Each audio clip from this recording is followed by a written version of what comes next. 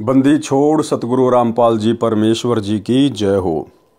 परम पिता परमात्मा सारी सृष्टि के रचनहार कुल मालिक असंख्य ब्रह्मांडों के स्वामी जगत गुरु तीनों लोकों में प्रवेश करके सबका भरण पोषण करने वाले राजाधिराज आत्माधार नाथों के नाथ देवों के देव महादेव सर्वेश्वर महेश्वर मृत्युंजय अजरो अमर आदि अनादि सनातनी प्रभु जगत पिता जगदीश्वर श्री श्री 1008 की उपाधि के वास्तविक अधिकारी अकाल मूर्त सौद स्वरूपी राम वासुदेव सर्वगतम ब्रह्म परम पूज्य प्रथम पूज्य परम संत परम पुरुष परम धनी परम दयालु सत्य कबीर हक्का कबीर अल्लाहु कबीर अल्लाहु अकबर बाखबर अल्लाह ताला जगत के तारणहार जगत के मुक्तिदाता जगत के जगन्नाथ हारे के सहारे हिंदुओं के राम मुसलमानों के अल्लाह सिखों के वाहिगुरु ईसाइयों के मसीह दया के सागर दया निधि करुणा के सागर करुणा निधि स्वयंभू परिभू संकट मोचन कष्ट हरण मंगल करण दुख भंजन अविगत कबीर निर्विकार निर्विषम परमात्मा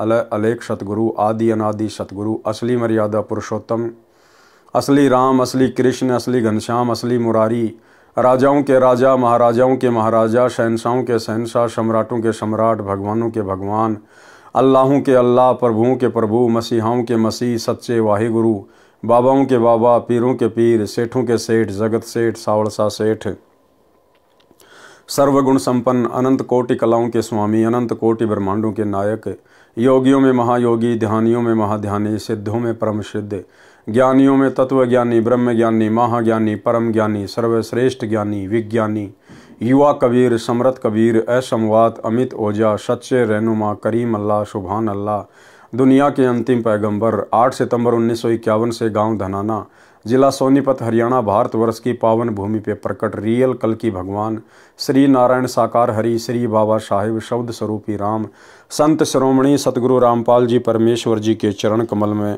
साध संगति से जुड़े हुए देश विदेश से आपरम सभी सत्सेवक भाई बहनों का अनंत कोटि दंडवत प्रणाम।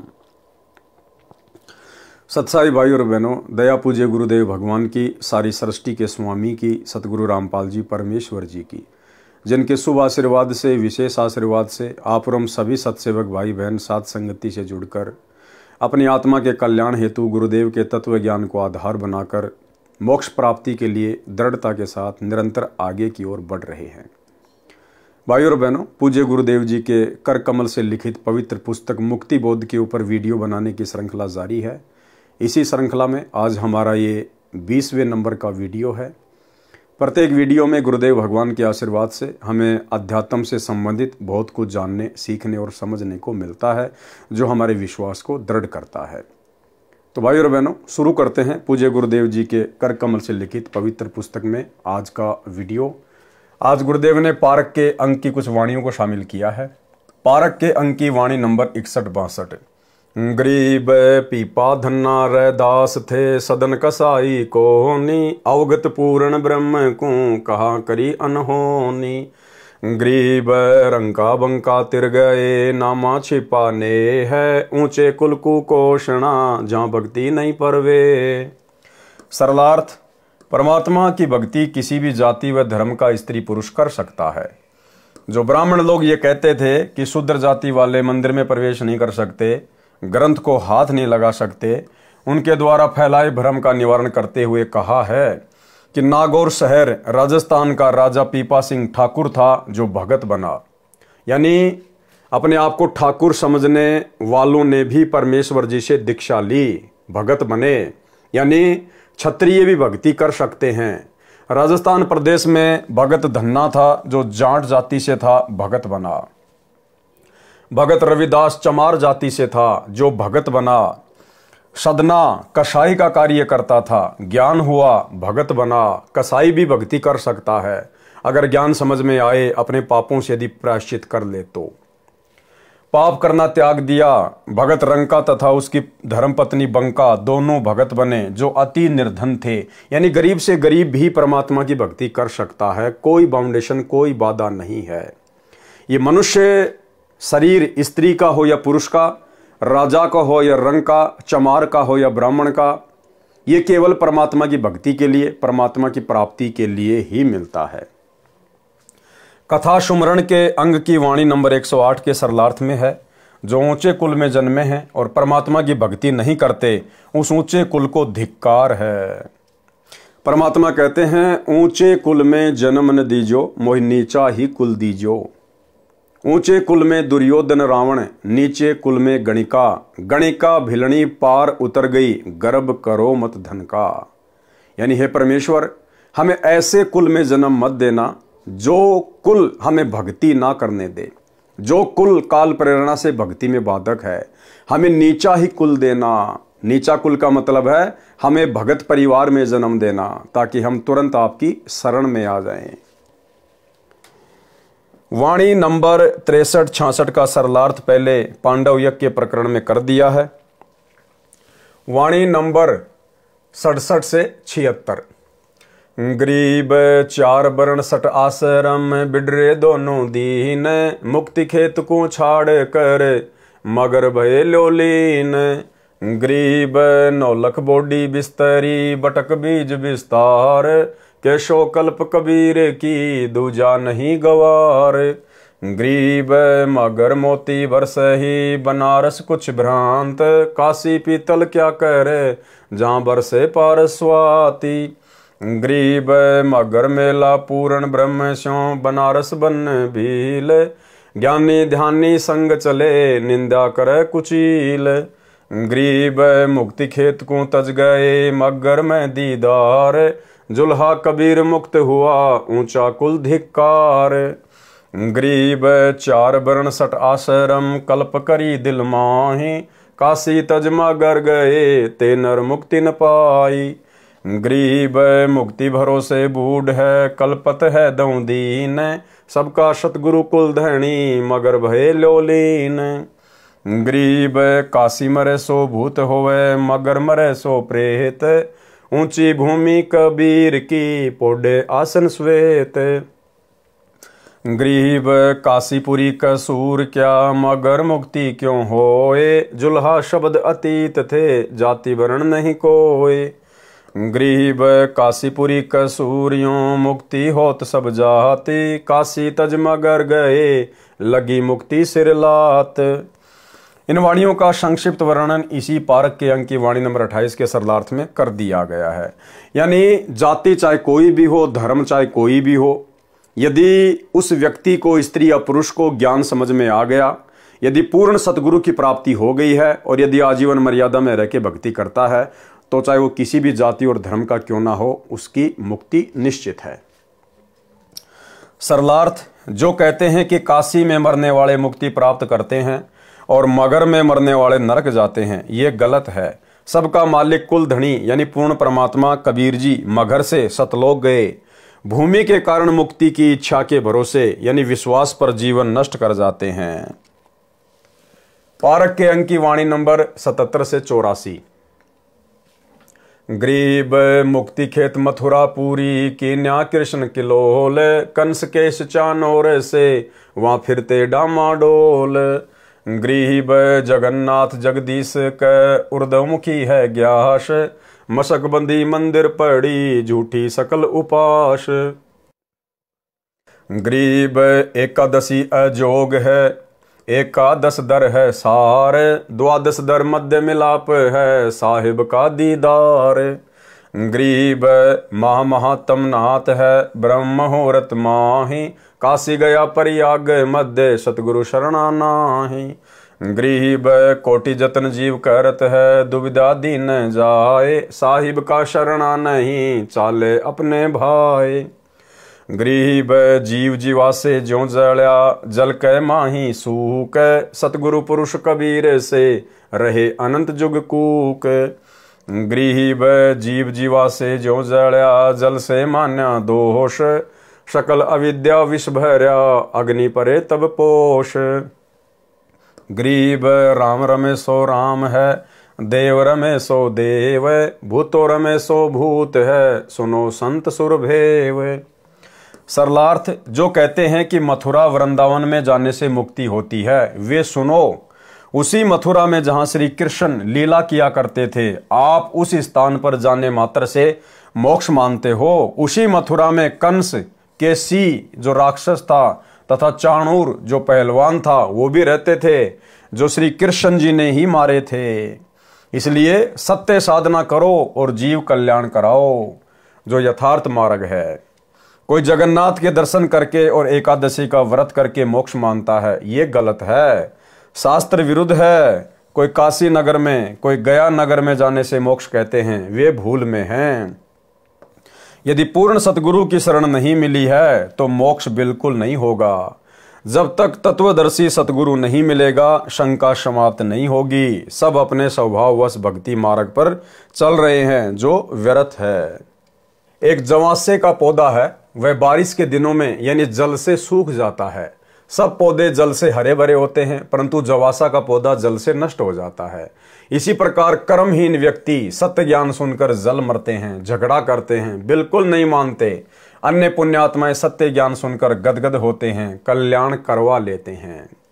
गीता अध्याय 9 श्लोक 25 वाला प्रकरण है, जिसमें कहा है कि यानी देवव्रता देवान पितरन यांत्री पितृव्रता भूतानी यांति भूतेजा यांति मध्याजिन अपिमाम। अर्थात देवताओं को पूजने वाले देवताओं को प्राप्त होते हैं, यानी देवताओं के लोक में जाके उनके नौकर बन जाते हैं, उनके गण बन जाते हैं। पितरों को पूजने वाले पितरों को, यानी जो लोग ये श्राद्ध वगैरह निकालते हैं, ये अपने पितरों के लोक में चले जाते हैं, भूत बन जाते हैं। भूतों को पूजने वाले भूतों को प्राप्त होते हैं। मेरा पूजन करने वाले भी मुझे प्राप्त होते हैं। गरीब राम रमेशो राम है, देवत रमेशो देव, भूतो रमेशो भूत है, सुनो संत सुरभेव। अर्थात जो परमात्मा की भक्ति करते हैं वे परमात्मा जैसे गुणों वाला अमर पद प्राप्त करते हैं। अर्थात परमात्मा कबीर जी को प्राप्त होते हैं। जो देवताओं की भक्ति करते हैं वे देवताओं जैसे गुण वाले हो जाते हैं। जन्म मरण सदा रहता है, स्वर्ग जाते हैं, पुण्यों को खर्च कर पुनः जन्म मरण के चक्कर में गिरते हैं। जो भूतों की पूजा करते हैं, श्राद्ध निकालते हैं, पिंडदान करते हैं, अस्थि उठाकर गंगा पर मुक्ति हेतु ले जाते हैं, 13वीं महीना आदि क्रियाक्रम करते हैं, पितर बनते हैं और माँ कष्ट उठाते हैं, फिर नरक में जाते हैं। 84 लाख प्रकार के प्राणियों के शरीरों में कष्ट भोगते हैं। वाणी नंबर 85 से 95। ग्रीब कली कली का रस लिया, भवर कमल कुशोंदी, ज्ञान गधेर पर चढ़े पढ़े 18 बोधी। ग्रीब जैसी अमरकंद है, कवल केत की बाश, प्राण तजे हरि ना भजे, यो जग गया निराश। ग्रीब माला गिर में गुण कहाँ, भवंग लिपटे आए, शीतल पुण्यों चंदर ज्यों, तपती बुझावे ताही।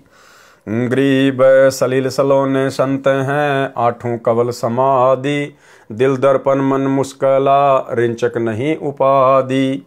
ग्रीब श्वेत वर्ण शुभ रंग है, जहाँ लगाए नैन, दूजे की आशा नहीं, चढ़े रहते हैं गैन। ग्रीब गैन गगन में चढ़ रहे, श्वेत भूमि का भीर, सीप नहीं सायर नहीं, मोती बिन ही नीर। ग्रीब सुरती निशाना नैन में, मन मंजन कर घोटी, नृत्य निरंतर लग रही, करे लाख में चोट।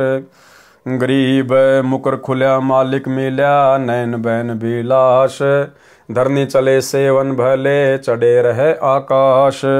ग्रीब जय कोई रमे सो गगन में, धरनी धरे न पावे, सब ही भूले भरम में, कहाँ रंक कहाँ रावे। ग्रीब कवल कलीधर चोज है, रिम जिम होए, गगन फुहारे छूटे रहे, तहाँ संत मुख धोए। ग्रीब यों है पंथ कबीर का, सतगुरु को शैल, अनंत कोटि कुल पंथ है, कोई न पावे गैल। सरलार्थ जो विकार करते हैं, तरह तरह के गाने बजाने, शराब आदि का नशा करते हैं, पर स्त्री भोग पुरुष करते हैं, पर पुरुष भोग स्त्री करती है, भक्ति करते नहीं, वे उस तरह विकारों के वश होकर फंसकर मर जाते हैं। जैसे भंवरा भिन्न भिन्न फूलों का आनंद लेता रहता है, शाम के समय फूल बंद हो जाता है, भंवरा उसमें फंसकर मर जाता है। संतों की संगत करने से जीव को शांति मिलती है, मोक्ष मिलता है। जैसे चंदन के पेड़ के तने में शीतलता होती है, सर्प को विष के कारण गर्मी लगती है, गर्मी के मौसम में चंदन के वृक्ष के तने के चारों ओर सर्प लिपटे रहते हैं। माला गिरे यानी चंदन में शीतल करने का गुण है, चांद में भी रात्रि में शीतलता का आभास होता है। ऐसे शांत संत हैं जो शरणागत की तपत बुझाते हैं अपने ज्ञान से, अपने आशीर्वाद से। साधक का ध्यान सदा ऊपर परमात्मा के सुख सागर सतलोक में रहता है। वे पृथ्वी पर इधर उधर भ्रमण नहीं करते, तीर्थों धामों पर नहीं जाते। क्या कह रहे हैं परमात्मा कि जिसको ये सतज्ञान मिल जाता है, सतलोक की जानकारी हो जाती है, फिर उन साधकों का, उन भक्तों का ध्यान सदा सतलोक में रहता है कि मुझे तो यहां से निकलना है, सतलोक जाना है। एक चिंता सी बनी रहती है। फिर वे इस पृथ्वी पर भटकते नहीं फिरते, तीर्थों पर, धामों पर, तीर्थ धामों पर नहीं जाते, सत्य साधना करते हैं। लेकिन भाइयों और बहनों, 2014 बरवाला कांड के बाद, गुरुदेव भगवान के जेल जाने के बाद उनका कलयुगी परिवार, उनके दोनों बेटे, गुरुदेव का कलयुगी भाई और जितने भी एक कोऑर्डिनेटर हैं, ये सब तीर्थ धामों पर धक्के खाते फिरते हैं। श्री राम जन्मभूमि अयोध्या, रामलला प्राण प्रतिष्ठा के समय सतलोक आश्रम मैनेजमेंट हरियाणा ने उन तीर्थ धामों पर भंडारे लगा दिए। आन उपासकों के लिए भंडारे शुरू कर दिए कि आओ आन उपासना करो, हम संत रामपाल जी के नालायक भगत तुम्हारे लिए खाने पीने की व्यवस्था में तत्पर हैं। ये पाखंड पूजा मत छोड़ना, रामलला की मूर्ति के दर्शन करना मत छोड़ना और खाने पीने की चिंता मत करना। हम पृथ्वी के सबसे बड़े महामूर्ख सतलोक आश्रम मैनेजमेंट हरियाणा वाले तुम्हारी सेवा में तत्पर हैं। तो ये तो सतज्ञान मिलने के बाद भी तीर्थों पर धक्के खाते फिर रहे हैं। भक्तों के बेचारों के ज्योति पाठ और दान धर्म का पैसा आन उपासना में भंडारे लगा लगा के बर्बाद कर रहे हैं। परमात्मा कबीर जी का ये पंथ भक्ति मार्ग है। जीव सतलोक की सैल करता है। इसके अतिरिक्त अनेकों पंथ तथा उनके कुल यानी गद्दी परंपरा है। किसी को सतलोक वाली गली अर्थात मार्ग का ज्ञान नहीं। वाणी नंबर 96। गरीब त्रिलोकी का राज सब, जय जीव को कोई दे, लाख बधाई क्या करे नहीं इस नाम से ने। सरलार्थ, यदि कोई सत्य साधना परमपिता परमेश्वर कबीर जी की नहीं करता है, यदि उस जीव को 3 लोक का राज्य मिल जाए तो उसे चाहे लाख बार बधाई दी जाए, नरक में जाएगा, उसका भविष्य अंधकारमय है। वाणी नंबर 97। गरीब रत्न जड़ाऊ मंदिर है, लख जो जन स्थान, साकट सगाना भेटिए, जय हो इंद्र समान। सरलार्थ, जो रिश्तेदार साकट है यानी नास्तिक है, उसका 1 लाख योजन में यानी पृथ्वी का मालिक क्यों ना हो, उसके महलों में रतन जड़े हों, चाहे वह स्वर्ग के राजा इंद्र जैसा ऐश्वर्यवान हो, वह सगा रिश्तेदार कभी ना मिले जो परमात्मा से दूर है। उसके प्रभाव में आकर कच्चा भगत भक्ति त्याग कर नरक का भागी बन जाता है। गरीब संख कलब जुग जीवना, ततना दर्शा रिंच, आन उपासा करते हैं ज्ञान ध्यान पर पंच। गरीब मारकंड की उम्र है, रब में जुर्या नातार, पी व्रत से खाली गए साहिब के दरबार। सरलार्थ, यदि कोई संख कल्प तक जीवित रहे, ज्ञान जरा सा भी नहीं है, तत्व ज्ञानहीन है, सत्य भक्ति से वंचित है, तो वह लंबा जीवन भी व्यर्थ है। एक कल्प में 1008 चतुर्युग होते हैं, यानी ब्रह्मा का एक दिन एक कल्प कहलाता है। मार्कंडे ऋषि की लंबी आयु थी। यदि मार्कंडे ऋषि जितनी लंबी आयु है, परमात्मा से संपर्क हुआ नहीं यानी सत्य साधना की नहीं तो व्यर्थ है।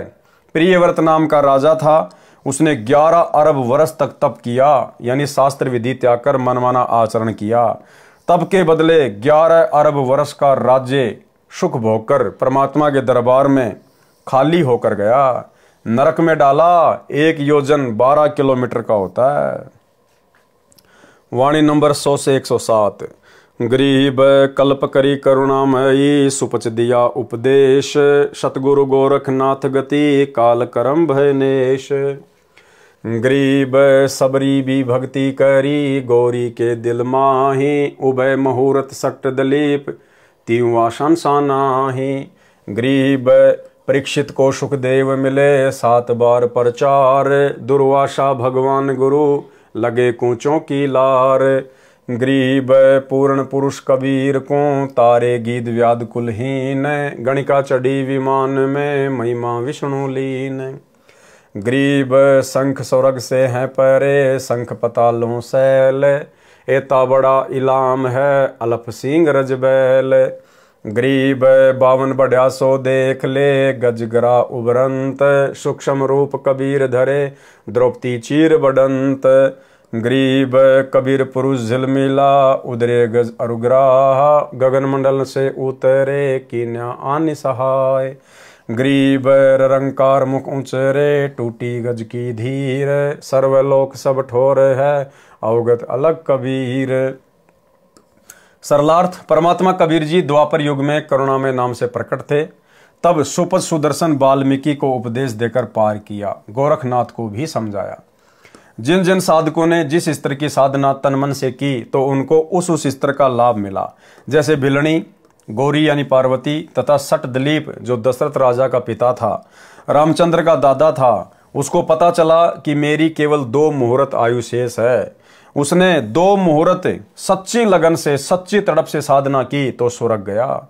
इस प्रकार सबरी, भिलनी, पार्वती तथा सट दिलीप ने जैसी भक्ति की वैसा फल मिला, तीनों को कोई शंका नहीं। राजा परीक्षित को 7 दिन सुखदेव ऋषि ने भागवत सुधा सागर सुनाई थी। स्वर्ग तक गए। दुर्वासा ऋषि भगवान श्री कृष्ण के गुरु थे। वे स्वर्ग में तो चले गए, वहां उर्वशी की दूधी यानी स्तन को भंवरा बनकर अश्लील हरकत करके काट लिया। यानी यहां तो कितना बड़ा ब्रह्मचारी साधु महात्मा बन के चला गया, श्री कृष्ण जी का गुरु कहला के चला गया, और ऊपर स्वर्ग में जाके क्या बकवाद की, वही विषय वासना। अपना धर्म नष्ट कर दिया, चोरी और सीना जोरी। उस नर्तका को भंवरे के काटने का दर्द हुआ, हाथ से भुंड को दूर फेंका तो स्वर्ग की धरती पर पटाख से गिरा तो अपनी बेइज्जती मानकर उर्वशी यानी स्वर्ग की अप्सरा को श्राप दे दिया कि तू पृथ्वी पर गधी बनेगी। यानी यहां से ऊपर चला गया स्वर्ग में, और स्वर्ग में गुरुदेव कहते हैं वहां तो बकवाद है, वैश्यावर्ती है, इससे ज्यादा कुछ नहीं है। जो भक्ति आपने यहाँ की, जैसी भी की, उसका आनंद भोगो, फिर वहां पर अपनी भक्ति बर्बाद करो, अपने पुण्य बर्बाद करो। वो तो 7 स्टार होटल है, जो मांगोगे वही मिलेगा। तो वहां जाने के बाद दुर्वासा ऋषि अन्य ऋषियों के साथ, देवताओं के साथ बैठकर उर्वशी का डांस देख रहा था। अर्धनग्न होकर लड़कियां वहां नाचती हैं, जैसे यहाँ पर बारों में, कल्बों में लड़कियां नाचती है पैसों के लिए, बड़े बड़े लोगों के लिए। ऐसे ही वहां पर बकवाद है। उर्वशी नाच रही थी वहां पर अर्धनग्न होके। दुर्वासा ऋषि के मन में काल प्रेरणा से विषय वासना जागृत हो गई।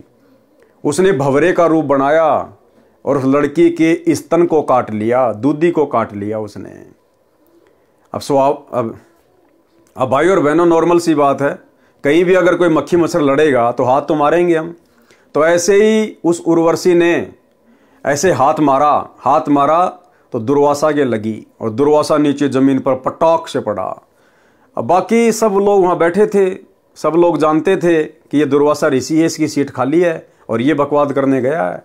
तो जैसे दुर्वासा नीचे गिरा पटाख से, उसी समय सारे हंसने लग गए और दुर्वासा ऋषि ने उसको श्राप दे दिया कि मैं तेरे साथ में मिलन करना चाहता था, शारीरिक संबंध बनाना चाहता था, लेकिन तूने मुझे अस्वीकार कर दिया। तो श्राप दे दिया कि तू पृथ्वी पे जाके गधी बनेगी। उस नाचने वाली को भंवरे के काटने का दर्द हुआ, हाथ से भुंड को दूर फेंका तो स्वर्ग की धरती पर पटाख से गिरा। तो अपनी बेइज्जती मानकर उर्वशी यानी स्वर्ग की अप्सरा को श्राप दे दिया कि तू पृथ्वी पर गधी बनेगी। इतना दुष्ट था दुर्वासा और ऋषि की पदवी प्राप्त था। श्राप देने का उद्देश्य यह था कि तूने मेरे से तो मिलन किया नहीं, अब गधी बनेगी और गधों से मिलन किया करेगी, तब तेरी इज्जत कहां जाएगी जो तूने मुझे नकार दिया। सभा में अपनी बेइज्जती मानकर ऐसा किया। पृथ्वी पर दुर्वासा ऋषि ब्रह्मचारी बना फिरता था। पृथ्वी पर तो वो दुर्वासा ऋषि ब्रह्मचारी बना फिरता था। स्वर्ग जाकर पकड़ा गया, वहां जाकर उसकी बकवाद सामने आ गई। जो उस उर्वशी को श्राप दिया उसका दंड भी दुर्वासा को मिलेगा। अब देखो क्या कह रहे हैं भाई और बहनों गुरुदेव, कि पृथ्वी पर दुर्वासा ऋषि ब्रह्मचारी बना फिरता था और स्वर्ग जाकर पकड़ा गया। इसी प्रकार ये हमारे बड़े भाई सतलोक आश्रम मैनेजमेंट हरियाणा वाले, ये बड़े बड़े भगत, परम भगत, कोऑर्डिनेटर, गुरुजी के बेटा बेटी, भाई बंधु, ये सतलोक आश्रमों में तो एक नंबर के भगत बने फिरते थे। 2014 बरवाला कांड से पहले हर किसी को देवता नजर आते थे, लेकिन जैसे ही बरवाला कांड हुआ, गुरुदेव भगवान ने वो परीक्षा का दौर शुरू किया। आज इन सब की सच्चाई सामने आ गई, सबकी हकीकत सामने आ गई।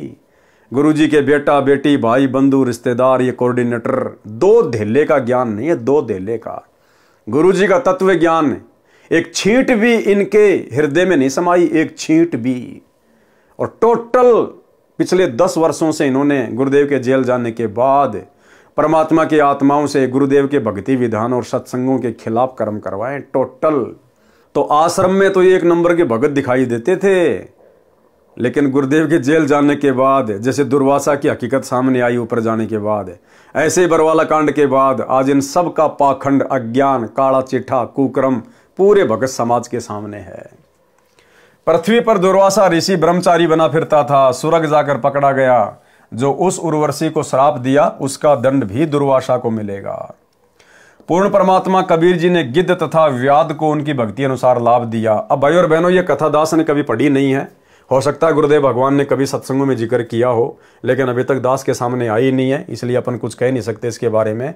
कभी गुरुदेव भगवान जब आएंगे अपने मिशन को पूरा करके हिसार जेल से, उसके बाद गुरुदेव भगवान के मुख कमल से ही क्या है ये कथा गिद्ध और व्याग की, ये उनके मुख से सुनने को मिलेगी। पूर्ण परमात्मा कबीर जी ने गिद्ध तथा व्याग को उसकी भक्ति अनुसार लाभ दिया। गणिका यानी वैश्या का उद्धार किया। बलि राजा की यज्ञ में बावना बने, फिर विशाल रूप किया। गज तथा मगरमच्छ युद्ध कर रहे थे तो उनकी भी गति भक्ति अनुसार की। द्रौपदी का चीर भी परमात्मा कबीर जी ने बढ़ाया। द्रौपदी श्री कृष्ण जी की भगत थी, इसलिए बढ़ाई श्री कृष्ण को मिली। परमात्मा कबीर जी सर्वलोकों में सब स्थानों में विद्यमान है। वाणी नंबर 108 से 111। गरीब 87 छिक गए, साग पत्र किया भेंट, सब साहन पति साह है, कबीर जगत सेठ। गरीब देही माही विदे है, साहिब नर स्वरूप, अनंत लोक में रम रहा, शक्ति कै रंग न रूप। गरीब लघु दीर्घ देवा पुरुष, नर जैसा उन्मान, सतगुरु सोई जानिए, मुक्ति करत है प्राण। गरीब शत भक्ति परम पुरुष की, जय कर जान कोय, सतनाम तारी लगे, दिल दर्पण को धोए। सरलार्थ, जिस समय ऋषि दुर्वासा राजा दुर्योधन की बात मानकर पांडव जो 12 वर्ष का वनवास काट रहे थे, उनको श्राप देने के लिए 88,000 साथी ऋषियों को लेकर वन में गए, तब परमात्मा कबीर जी श्री कृष्ण अर्थात श्री विष्णु रूप बनाकर पांडवों के डेरे में गए थे। जब दुर्योधन के कहने पर दुर्वासा ऋषि 88,000 साधु संतों को लेकर जंगल में चला गया पांडवों के पास में, क्योंकि उस समय पांडव अज्ञातवास भोग रहे थे, उनका लास्ट का वो वर्ष था। और दुर्योधन चाहता था कि मैं दुर्वासा को भेज दूं जंगल में उनके पास में, और पांडव 88,000 साधु संतों को भोजन करवा नहीं पाएंगे, और दुर्वासा एक नंबर का ये क्रोधी आदमी है, ये उनको श्राप दे देगा। तो ये सोचकर दुर्वासा को भेज दिया दुर्योधन ने। अब भाई और बहनों, उधर से द्रौपदी की पुकार पर कबीर परमेश्वर सतगुरु रामपाल जी भगवान श्री विष्णु का अर्थात श्री कृष्ण जी का रूप बना के आए, क्योंकि द्रौपदी श्री कृष्ण जी की भगत थी। श्री कृष्ण को पांडवों ने गुरु धारण कर रखा था। तो यही कबीर परमात्मा सतगुरु रामपाल जी भगवान उसी गुरु के रूप में, उसी उसके इष्ट के रूप में उसके पास में पहुंच जाता है, अपने आत्मा के पास में, उसके संकट को देखकर, उसके कष्टों को देखकर। तो सतगुरु रामपाल जी भगवान पहुंच गए वहां पर द्रौपदी की पुकार पर। तब परमात्मा कबीर जी श्री विष्णु रूप बनाकर पांडवों के डेरे में गए थे। शाग पत्र, बथुए के साग का पत्ता भोजन के पात्र में शेष बचा था, उसको पानी में डालकर घोलकर वह पानी पिया। 88,000 ऋषि दुर्वासा ऋषि समेत इतने छके कि पेट में आफरा आ गया, पेट फूल गया। जैसे गधे लेट लगाते हैं, ऐसे सब ऋषिगण व दुर्वासा ऋषि भोजन हजम करने के लिए लेट लगा रहे थे। जब दुर्वासा ऋषि वहां पहुंचा 88,000 ऋषियों के साथ में, तो युधिष्ठिर को बड़ी चिंता हो गई कि ये तो दुर्योधन का सिखाया हुआ आया है और ये तो श्राप देगा अगर भोजन नहीं करवाया तो। तो युधिष्ठिर ने द्रौपदी से कहा कि द्रौपदी धर्म संकट में है, हमारी इज्जत आपके हाथ में है। तो द्रौपदी ने कहा कि फिलहाल तो मैं भी कुछ नहीं कर सकती, मेरे पास तो ये पात्र है सूर्य देव का दिया हुआ, और जब तक मैं खाना नहीं खा लेती तब तक चाहे पूरी पृथ्वी भोजन कर ले, इसमें भोजन समाप्त नहीं होता। लेकिन मैं भी भोजन कर चुकी हूं, अब तो ये कल ही काम करेगा। तो युधिष्ठिर ने कहा कि जैसा भी है अब इज्जत तेरे हाथ में है, तो श्री कृष्ण जी को याद कर। तो उसी समय द्रौपदी ने श्री कृष्ण जी को याद किया। यानी जब आत्मा पे संकट आता है तो भले ये जुबान से किसी को भी पुकारे, लेकिन वो पुकार परमात्मा के पास जाती है, कबीर देव सतगुरु रामपाल जी भगवान के पास में। अब श्री कृष्ण जी ने कहां आना था बेचारे ने, यही कबीर परमात्मा सतगुरु रामपाल जी भगवान श्री कृष्ण जी का रूप धारण करके और वहां पहुंच गए। और वहां पहुंचने के बाद मालिक ने कहा कि भाई क्यों याद किया, तेरा पत्र मेरे पास में गया। पत्र यानी तेरी पुकार। हम जब पाठ प्रकाश की वाणियां पढ़ते हैं तो उसमें सारा जिक्र है ये कि भाई तेरी पाती, तेरा पत्र मेरे पास में आया है, यानी तेरी पुकार, तेरी प्रार्थना मेरे पास में आई है, क्या संकट आ गया। तो उन्होंने सारी बात बता दी। तो गुरुदेव भगवान ने श्री कृष्ण रूप में कहा कि भाई पहले मुझे कुछ भोजन कराओ, पहले मुझे भोजन कराओ, तब मैं इन ऋषियों की भूख को शांत करूंगा, इनका पेट भरूंगा। तो द्रौपदी ने कहा कि भगवान भोजन का ही तो रोड़ा है, अगर भोजन होता तो आपसे प्रार्थना करने की जरूरत ही कहां पड़ती। लेकिन परमात्मा ने कहा कि भैया जो नियम है वो नियम है। ढूंढ द्रौपदी ढूंढ कोई भोजन का किरका, प्रथम करूं अंजल फिर मेटू मुनिजन की तृष्णा। कि पहले मुझे भोग लगाओ, उसके बाद में फिर मैं इन ऋषियों का देखूंगा आगे। तो ये नियम है भाई और बहनों, चाहे तीन लोक के भगवान हो चाहे सतलोक के भगवान हो। परमात्मा कहते हैं देते को हरि देत है जहां तहां से आण, और अण देवा मांगत फिरियो फिर साहिब सुने ना कान। तो द्रौपदी ने कहा कि भगवान कुछ भी नहीं है, एक साग का जो है पत्ता लगा हुआ है। तो श्री कृष्ण रूप में सतगुरु रामपाल जी भगवान ने कहा कि इसमें थोड़ा सा पानी डाल के घोल घाल के और मुझे दे। तो परमात्मा ने वो साग पिया, वो पानी पानी घोल के परमात्मा ने वो पिया, भोग लगाया। और जैसे ही गुरुदेव भगवान ने पानी मिलाकर वो साग पिया, उसी समय 88,000 ऋषि दुर्वासा सबके पेट भर गए, सबके पेट। और जो जो उन्होंने डिमांड की थी, डिमांड भी ऐसी करी थी कि पांडव पूरा ना कर पाए। आज का जमीन में बोया हुआ धान, उसकी चपाती बनाओ, मानसरोवर का जड़ लेके आओ, आज ही के आम हो, यानी आज ही पेड़ लगे, आज ही उसके आम लगे, वो आम खाएं हम। ऐसी ऐसी डिमांड की उसने, ना होने वाली। तो जैसे ही परमात्मा ने भोग लगाया उधर, और गुरुदेव ने कहा कि जा भाई भीम, ऋषि जी को ले आ, सबको भोजन तैयार है। जैसे भीम गया, सारी बात बताई, तो दुर्वासा तो वहां पर गधे की तरह लौट रहे सारे ऋषि महात्मा, पेट उनका भरा हुआ पूरी तरह से। और दुर्वासा ने कहा कि भाई भीम, भोजन का नाम मत ले, उल्टी आने को हो रही है, जो पहले खा लिया वो ही नहीं पचाया जा रहा। और दुर्वासा ने कहा कि आज तुम्हारे घर पे कौन आया है। तो भीम ने कहा कि श्री कृष्ण जी आए। तो दुर्वासा के मुख से परमात्मा ने निकलवा दिया कि राम करे थारे दुश्मन मरियो। अब पांडवों के दुश्मन कौन? दुर्योधन। उल्टा दुर्योधन को श्राप दिलवा दिया परमात्मा ने उसी दुर्वासा ऋषि से, जो आया था पांडवों को श्राप देने के लिए। तो भाई और बहनों, हमने जो शिक्षा लेनी है वो ये है कि पहली बात तो देखो, ये भक्ति का नियम है, विधान है। हमने निस्वार्थ भाव से, बिना किसी लाग लपेट के, बिना किसी डिमांड के, गीता अध्याय 3 श्लोक 13 के अनुसार हमने पूर्ण परमात्मा को भोग लगाने के बाद ही भोजन करना होता है। तो आज हमें समझ में आ गया कि वो पूर्ण परमात्मा, सारी सृष्टि का रचनहार, भगवानों का भगवान कौन है? कबीर देव सतगुरु रामपाल जी भगवान। तो हमने इनको भोग की आरती के साथ, क्योंकि हमारे को विधि भी बता रखी है गुरुदेव ने भोग की आरती, और हम सत्सेवक भाई बहन प्रतिदिन जितनी बार भी हमारे घर में भोजन बनता है, नाश्ता बनता है, हम सर्वप्रथम गुरुदेव भगवान को चौकी लगाकर, क्योंकि घर घर आसन लग चुके हैं, परमात्मा के बेड लग चुके हैं, गुरु को हमने इष्ट मान लिया है, तो सर्वप्रथम अपने गुरुदेव भगवान को भोग की आरती के साथ भोग लगाते हैं। उसके बाद में हम उसको प्रसाद के रूप में ग्रहण करते हैं। तो कहने का मतलब है, ये तो है गीता जी के अनुसार विधान।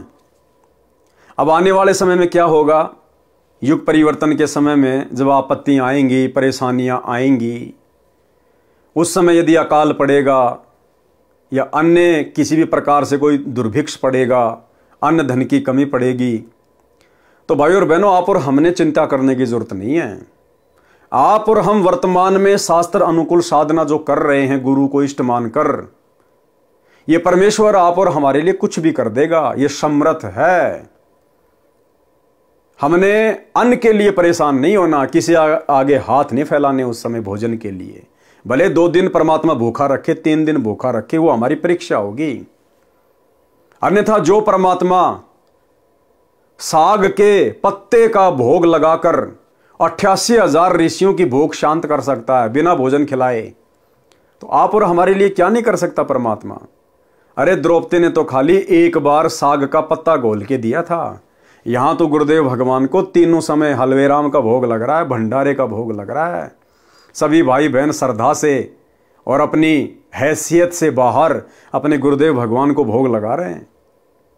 तो ये परमात्मा आने वाले समय में यदि इस प्रकार का संकट पृथ्वी पर आएगा अन्न का, तो ये परमात्मा आप और हम आत्माओं के लिए क्या नहीं कर देगा। ये परमात्मा हमें भूख ही नहीं लगने देगा। ये तो समर्थ है भाई और बहनों। ये शरीर इस परमेश्वर ने बनाया, सतगुरु रामपाल जी भगवान ने बनाया। पिंड प्राण जिन दीने दाना, गरीबदास जाकू कुर्बाना। तो इस परमात्मा को पता है ना किस प्रकार से इस शरीर को जो है वो हैंडल करना, इसको चलाना है। तो हमने इन सब चीजों के लिए चिंता होनी नहीं चाहिए। चाहे दुनिया में अकाल पड़ो, चाहे भूखमरी आओ, चाहे महामारी आओ, हमारा रक्षक हमारा गुरुदेव भगवान है। हमने चिंता केवल भक्ति और मर्यादा की करनी है। 88,000 ऋषि, दुर्वासा ऋषि समेत इतने छके कि पेट में आफरा आ गया। जैसे गधे लेट लगाते हैं, ऐसे सब ऋषिजन व दुर्वासा ऋषि भोजन हजम करने के लिए लेट लगा रहे थे। भोजन का स्वाद बता रहा था कि खीर, हलवा, मांडे, पतली रोटी, फल, मेवे सब छिक छिक कर खाए हैं। कबीर परमेश्वर जगत सेठ है। कौन कबीर परमेश्वर? सतगुरु रामपाल जी भगवान। यानी संसार में सबसे धनी है, सब सा यानी साहूकारों का साहूकार है। परमात्मा की शक्ति सर्वव्यापक है, वह निराकार है। परमात्मा नराकार है। नराकार यानी नर आकार, मनुष्य के जैसा है। परमात्मा की शक्ति कण कण में समाई है। परमात्मा छोटा तथा बड़ा जिस भी रूप में है, वह नर जैसे आकार का है। सतगुरु वही है जिसकी बताई साधना से साधक का मोक्ष होता है। सतगुरु कौन है? सतगुरु वही है जिसकी बताई गई साधना से भगत का मोक्ष होता है। यदि कोई मोक्ष चाहता है तो सत्य पुरुष यानी परम दिव्य पुरुष की सत्य भक्ति शास्त्रों में वर्णित करे। यदि जो कोई सत्य साधना का ज्ञान रखता है तो परम पुरुष की भक्ति करो। सत्य नाम के सुमरण में लगन लगाकर सुमरण करके दिल के दर्पण यानी अंतःकरण को साफ करें। वाणी नंबर 112 से 113। गरीब शिव का गण सेवन कर, मुर्ग लील तिस नाम, बहु उत्पात करत है पल पल आठों याम।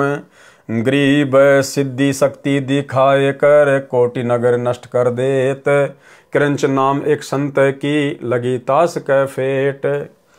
सरलार्थ, काल द्वारा भ्रमित साधक शास्त्र विरुद्ध साधना करते हैं जिससे सिद्धियां प्राप्त हो जाती हैं। उनसे चमत्कार दिखाकर जनता में प्रशंसा के पात्र बन जाते हैं।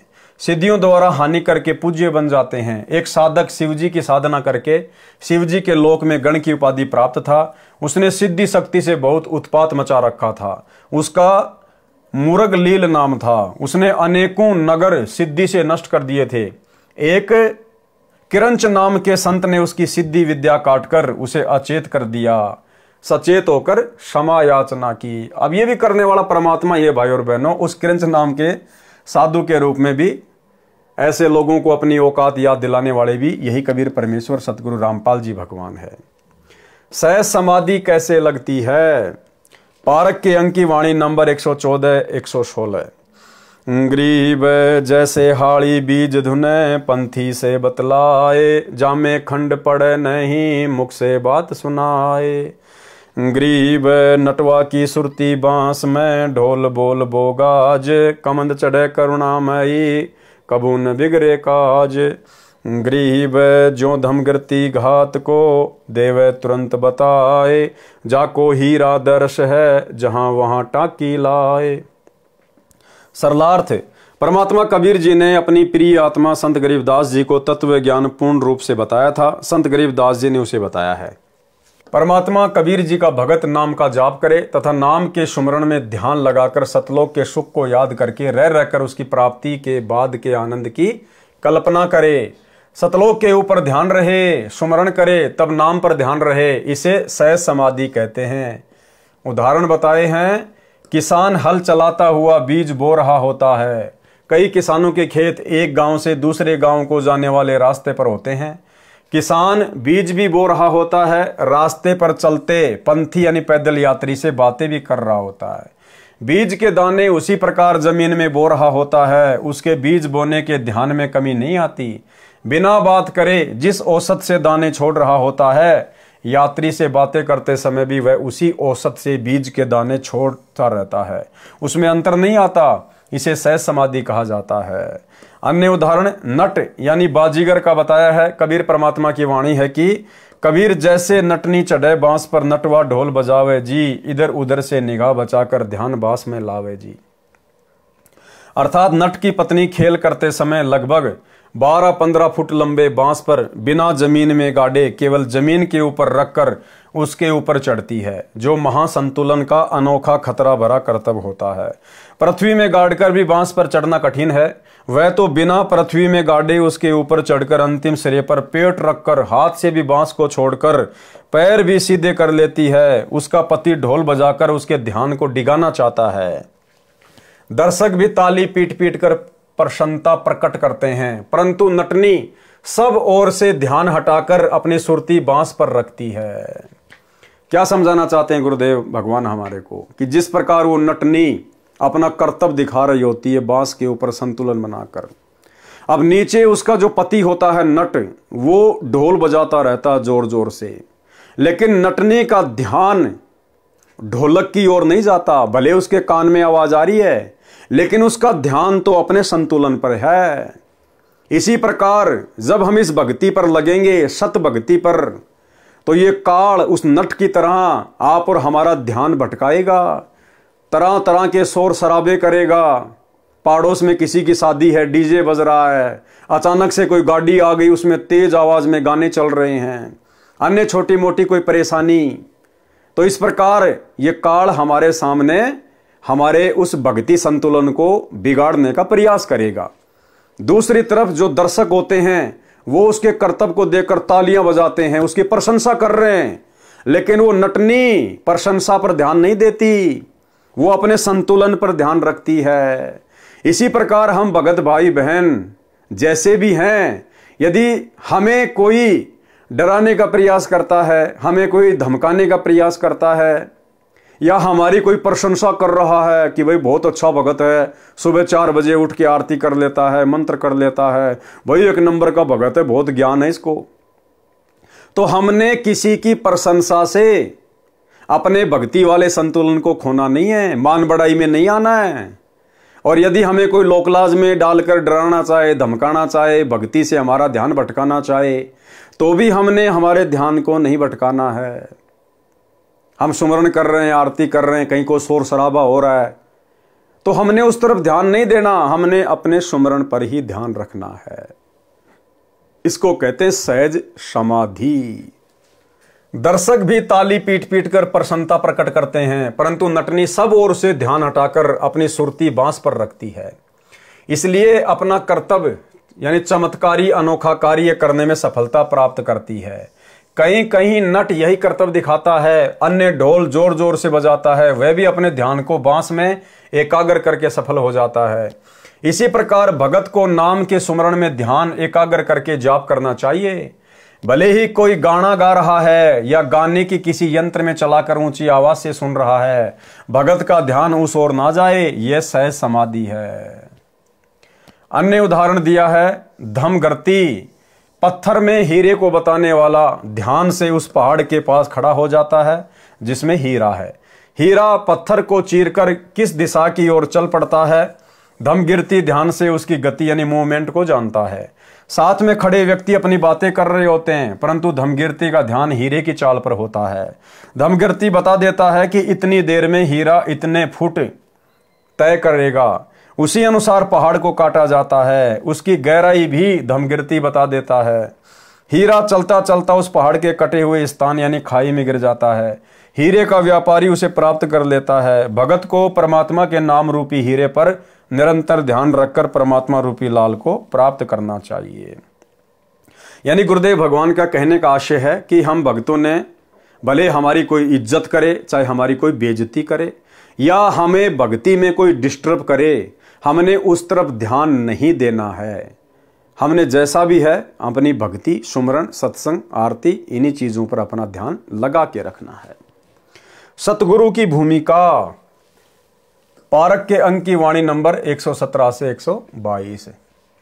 गरीब कदली बीच कपूर है, ताही लखे ना कोए, पत्थर घुंगची बरण है, तहां वहां लीजे जोए।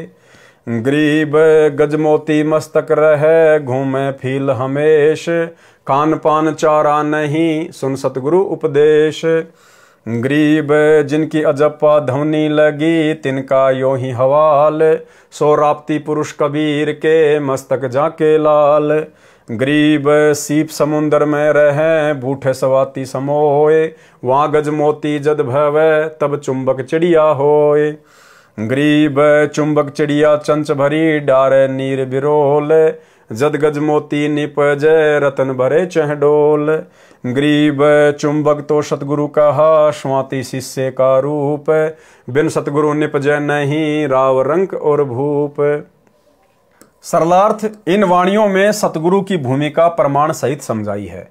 कहा है कि केले के पेड़ के कोइये, केले का पूरा पेड़ पत्तों से निर्मित है। सबसे ऊपर वाला पत्ता गोलाकार में कीप की तरह ऊपर से चौड़ा गोलाकार, नीचे कम परिधि का होता है, बीच में थोता यानी खाली होता है। उस गोल पत्ते के खाली भाग को कोइया कहते हैं।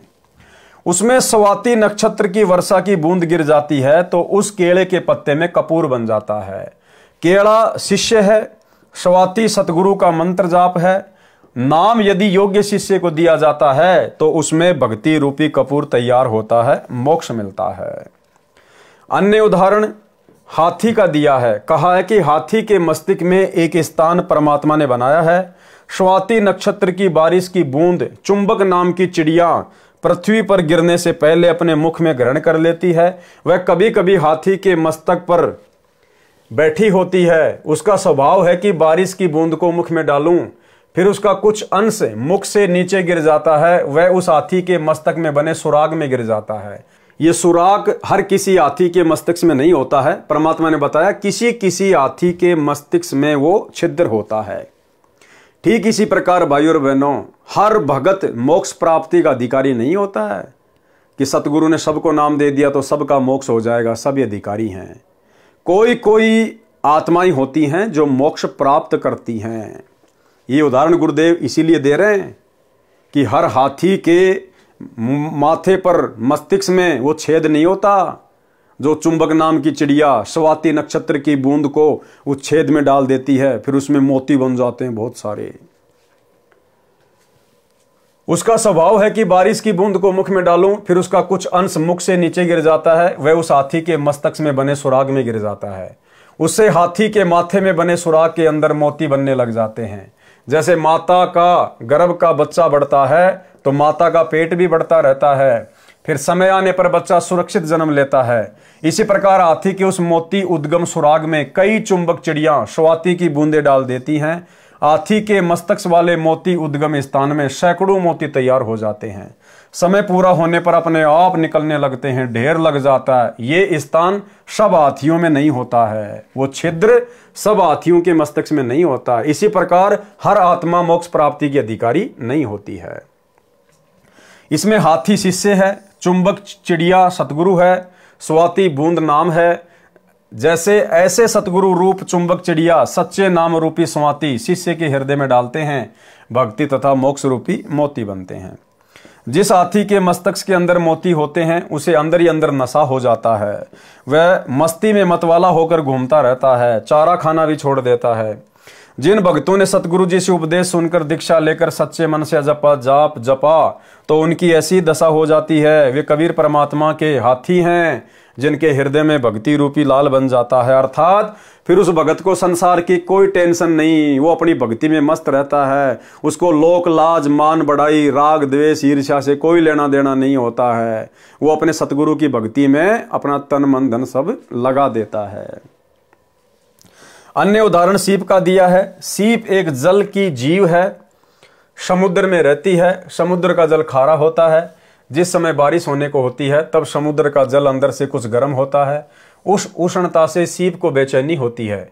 वह जल के ऊपर आकर मुख खोल लेती है। यदि उस समय बारिश की बूंदें गिर जाती हैं तो सीप को शांति हो जाती है, अपना मुख बंद कर लेती है। उस जल को जो सीप के मुख में गिरा स्वाति कहते हैं। जिस सीप में स्वाति गिरी उसमें मोती बन जाता है। कुछ समय उपरांत परिपक्व होकर मोती जल में गिर जाता है। इस उदाहरण में सीप तो शिष्य है, स्वाति दीक्षा मंत्र है, बादल सतगुरु है। सीप से मोती अपने आप नहीं निकलता। एक सुकच मीन वह मोती के ऊपर के मांस को खाने के लिए उसको टक्कर मारती है कि इस मांस के अंदर घुसकर खाऊंगी, परंतु वह मांस मात्र प्याज के जाड़े जैसा रक्त वर्ण का होता है। सुकच मछली की टक्कर से मोती सीप से निकल समुद्र में गिर जाती है। यहाँ सुकच मीन तो सार शब्द है, स्वाति सतनाम है। यदि सुकच मीन टक्कर नहीं मारती है तो वह मोती सीप में ही गलकर नष्ट हो जाता है। गरीब सुकच मीन मिलता ना भाई तो स्वाति सीप ए ले जाई। अर्थात संत गरीबदास जी ने बताया है कि यदि सुकच मछली नहीं मिलती तो सीप तथा उसमें गिरी स्वाति व्यर्थ जाती। सुकच मछली सार शब्द जानो। सार शब्द सतनाम के जाप को सफल करता है। सतगुरु सार शब्द देता है। सार शब्द कौन देता है? सतगुरु देता है। अब वर्तमान में कौन दे रहा आप सबको पता है। इसी प्रकार भगत को प्रथम नाम द्वितीय नाम मिल जाए, सार नाम नहीं मिला तो मोक्ष नहीं होगा, वह जीवन व्यर्थ गया। परंतु अगला मनुष्य जन्म स्त्री पुरुष का मिलेगा। उस जन्म में सतगुरु मिले और सब तीनों नाम मिल गए तो मोक्ष हो जाएगा। सतगुरु के बिना जीव का कल्याण संभव नहीं है। वाणी नंबर 123 से 125। गरीब अदर सिंहासन गगन में बोरंगी बरिया में, जाका नाम कबीर है सारे सबके काम। गरीब पड़या धनी से काम है, प्रहलाद भक्ति को बूझी। नरसिंह उतरया अरस से किने न समझी गूजी। गरीब नर मृगेश आकार होए कीनी संत सहाय। बालक वेदन जगत गुरु जानत है सब माए। सरलार्थ परमात्मा कबीर जी का अधर यानी ऊपर सतलोक में सिंहासन है, वह सब भक्तों के कार्य सिद्ध करता है। प्रहलाद भगत को धनी यानी परमात्मा से काम पड़ा तो परमात्मा ने उसका कार्य सिद्ध किया। प्रहलाद भगत से पता करो कि कैसी अनहोनी परमात्मा ने की थी। परमात्मा समर्थ कबीर आकाश से उतरा था, हिरण्यकशिपु को मारा था। नर यानी मानव, मृगेश यानी सिंह रूप बनाकर संत प्रहलाद की सहायता की थी। जैसे बच्चा भूखा प्यासा होता है तो उसकी पीड़ा को माता जानती है, दूध जल पिलाती है, ऐसे जगत गुरु अपने शिष्य के कष्ट को जानता है। कौन? जगत गुरु। ऐसे जगत गुरु अपने शिष्य के कष्ट को जानता है, अपने आप कष्ट निवारण कर देता है भक्ति से, उसकी मर्यादा देखकर, उसके भाव देखकर। यानी प्रार्थना लगाने की जरूरत नहीं है जगत गुरु के पास में। क्या कह रहे हैं गुरुदेव? ऐसे ही जगत गुरु अपने शिष्य के कष्ट को जानता है, अपने आप कष्ट निवारण कर देता है, उसकी श्रद्धा देखकर, उसकी मर्यादा देखकर, उसकी भक्ति देखकर। वाणी नंबर 126 से 133। गरीब इस मोले के मुल्क में दोनों दिन हमारे, एक बाम एक दाहिने बीच बसे करतार। गरीब करता आप कबीर है, अविनाशी बड़ अल्लाह, राम रहीम करीम है कि जो सुरती निगाह। गरीब नर रूप साहिब धैणी, बसे सकल के माही, अनंत कोटि ब्रह्मांड में देखो सब ही ठाई। गरीब घटमट महतत्व में बसे, अचराचर ल्योलीन, चार खानी में खेलता ओ अलय बेदीन। गरीब कौन गड़े कौन फूकिए, चारों दाग दगंत, ओ इनमें आया नहीं पूर्ण ब्रह्म बसंत।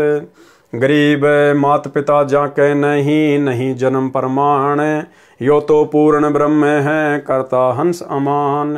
गरीब आत्म और परमात्मा एक नूर जहूर, बिचकर झाई कर्म की ताते कई दूर। गरीब परमात्म पूर्ण ब्रह्म है आत्म जीव धर्म में, कल्प रूपी कल में पड़ा जासे लागे क्रम। सरलार्थ, परमात्मा के सब जीव हैं, दोनों धर्म हिंदू तथा मुसलमान हमारे हैं। एक परमात्मा के दाईं ओर जानो, दूसरा बाईं ओर, दोनों के मध्य में परमात्मा निवास करता है। अब देखो गुरुदेव क्या कह रहे हैं कि दोनों धर्म हिंदू मुसलमान परमात्मा के ही हैं। एक अगर दायां अंग है तो दूसरा बायां अंग है, बीच में कबीर परमात्मा सतगुरु रामपाल जी भगवान है। अब बताओ भाई, परमात्मा तो कह रहे हैं कि दोनों धर्म मेरे ही हैं, मेरे बच्चे हैं। और जब बांग्लादेश में हिंदुओं के ऊपर कह रहे थे कि अत्याचार हो रहे हैं, वहाँ के मुसलमान अत्याचार कर रहे हैं, और हिंदुस्तान के अपने आप को हिंदू कहने वाले, बजरंग दल वाले, विश्व हिंदू परिषद वाले मध्य प्रदेश के मंदसौर में रैलियां निकाल रहे थे, धरने निकाल रहे थे बांग्लादेश के मुसलमानों के खिलाफ। तो काल प्रेरणा से सतलोक आश्रम मैनेजमेंट हरियाणा ने मध्य प्रदेश की संगत को मुसलमानों के विरोध में उस रैली में शामिल कर दिया। अरे भाड़ में जाओ दुनिया, भाड़ में जाओ हिंदू, भाड़ में जाओ मुसलमान। आप और हम कौन हैं, हमारा मकसद क्या है, हम क्यों भक्ति से जुड़े हैं। दुनिया भर में ढिंढोरा पीटते हो, जीव हमारी जाति है, मानव धर्म हमारा, हिंदू मुस्लिम सिख ईसाई धर्म नहीं कोई न्यारा। और तत्वदर्शी संत के शिष्य होने के बावजूद किसी एक धर्म के विरोध में दूसरे धर्म के पक्ष में जाके बैठ गए तुम। धिक्कार है, धिक्कार तुम्हारे ज्ञान को। परमात्मा के सब जीव हैं, दोनों धर्म हिंदू तथा मुसलमान हमारे हैं। एक परमात्मा के दाईं ओर जानो, दूसरा बाईं ओर, दोनों के मध्य में परमात्मा निवास करता है। कबीर जी स्वयं ही सृष्टि के रचयिता हैं। अविनाशी बड़ा अल्लाह परमात्मा है। राम कहो, रहीम कहो, करीम दयालु है, कीजियो सुरती निगाह, ध्यान से देखो यानी विचार करो। परमात्मा मानव रूप में है, सबका मालिक सर्वव्यापक है। कोई तो मुर्दे को पृथ्वी में गाड़ देता है, कब्र बनाता है, कोई अग्नि में जला देता है। ये सब मुझे यानी कबीर परमेश्वर जी को अच्छा नहीं लगता। पूर्ण मुक्ति प्राप्त करो, वह तो परमात्मा चारों दागों में नहीं आता। एक जमीन में गाड़ते हैं, एक धर्म अग्नि में जला देता है, एक जल प्रवाह कर देता है, एक जंगल में पक्षियों के खाने के लिए डाल देता है। ये चार दाग कहे जाते हैं, परंतु परमात्मा कबीर जी किसी दाग में नहीं आते। वे साक्षात अजर अमर हैं, कबीर जी हैं। परमात्मा के कोई माता पिता नहीं है, उनके जन्म का कहीं पर प्रमाण नहीं है। कबीर परमात्मा पूर्ण ब्रह्म भक्तों को शांति प्रदान करता है। आत्मा तथा परमात्मा की एक जैसी छवि है, बीच में पाप कर्मों की झाई यानी मैल है, इसलिए परमात्मा जीव से दूर कहा जाता है। परमात्मा तो पूर्ण ब्रह्म बताया है, आत्मा जीव धर्म से जन्मती मरती है, इसलिए जीव धर्म में है। वाणी नंबर 134 से 141।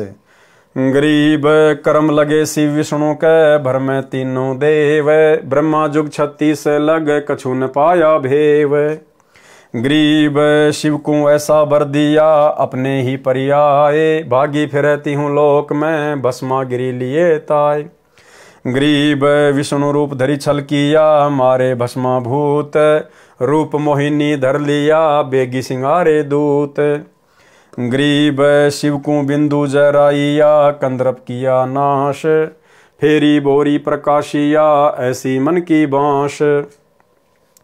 गरीब लाख लाख जुग तप किया, शिव कंदर्प के हेत, काया माया छोड़ कर ध्यान कवल शिव श्वेत। गरीब फूकिया बिंदु विधान से, बोहर न उग बीज, कला विशंबर नाथ की कहाँ छिपाऊं रीज। गरीब पार्वती पत्नी पलक परी, त्रिलोकी का रूप, ऐसी पत्नी छोड़ कर कहाँ चले शिव भूप। गरीब रूप मोहिनी मोइया, शिव से सुमरथ देव, नारद मुनि से को गिणे, मरकट रूप धरेव। वाणी नंबर 134 से 136 का सरलार्थ। सूक्ष्म मन की मार सभी जीवों पर गिरती है। जीव एक समान सूक्ष्म मन के सामने विवश है। जब तक पूर्ण सतगुरु नहीं मिलता तब तक सूक्ष्म मन के सामने विवेक कार्य नहीं करता। हिंदू धर्म के श्रद्धालु श्री शिव जी को तो सक्षम मानते हैं, सब देवों का देव यानी महादेव मानते हैं। सूक्ष्म मन के कारण वे भी मार खा गए, क्योंकि वे भी जीव संज्ञा में हैं। प्रमाण, जिस समय भस्मासुर ने तप करके भस्म कंडा श्री शिव जी से वचनबद्ध करके ले लिया था, तब भस्मासुर ने शिव से कहा था कि मैं तेरे को भस्म करूंगा, तेरे को मारकर तेरी पत्नी पार्वती को अपनी पत्नी बनाऊंगा। तब डर के कारण श्री शिव जी भाग लिए। भस्मासुर में भी सिद्धियां थी, वह भी साथ दौड़ा। शिव जी भय के कारण अधिक गति से दौड़ा तथा एक मोड़ पर मुड़ गया। उसी मोड़ पर एक सुंदर स्त्री खड़ी थी। कौन थी सुंदर स्त्री? स्वयं कबीर परमेश्वर सतगुरु रामपाल जी भगवान ने उस सुंदर स्त्री का रूप बनाया, पार्वती का। उसी मोड़ पर एक सुंदर स्त्री खड़ी थी। उसने भस्मासुर की ओर अश्लील दृष्टि से देखा और बोली कि शिव तो आसपास रुकेगा नहीं, जाने दे, आजा मेरे साथ, मौज मस्ती कर ले, मैं तेरा ही इंतजार कर रही हूं। तुम पूर्ण मर्द हो, शक्तिशाली हो। भस्मासुर पर काम वासना का भूत सवार था ही, उसे और क्या चाहिए था। उसी समय रुक गया। युवती ने उसका हाथ पकड़कर नचाया। गंडस्थ नृत्य करते समय हाथ सिर पर करना होता है। भस्मासुर का भस्म कंडे वाला हाथ भस्मासुर के सिर पर करने को युवती ने कहा कि इस नृत्य में दायां हाथ सिर पर करते हैं, यह नृत्य पूरा करके मिलन करेंगे। ज्यों ही भस्मासुर ने भस्म कंडे वाला हाथ सिर पर किया तो युवती ने बोला, अर्थात परमेश्वर सतगुरु रामपाल जी भगवान ने बोला, भस्म।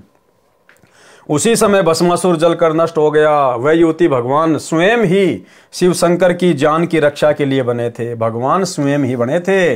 विष्णु को तो फोकट की महिमा मिल गई, परंतु महिमा विष्णु को दी। विष्णु रूप में प्रकट होकर परमात्मा उस भस्म कंडे को लेकर श्री शिव के सामने खड़े हो गए तथा शिव से कहा कि हे शिव, इतने तेज क्यों दौड़ रहे हो? शिव ने सब बात बताई कि आप भी दौड़ जाओ, भस्मासुर मुझे मारने को मेरे पीछे लगा है। तब विष्णु रूपधारी परमात्मा ने कहा कि देख, आपका भस्म कंडा मेरे पास है। शिव ने तुरंत पहचान लिया और रुक कर पूछा कि यह आपको कैसे मिला? विश्वास नहीं हो रहा था।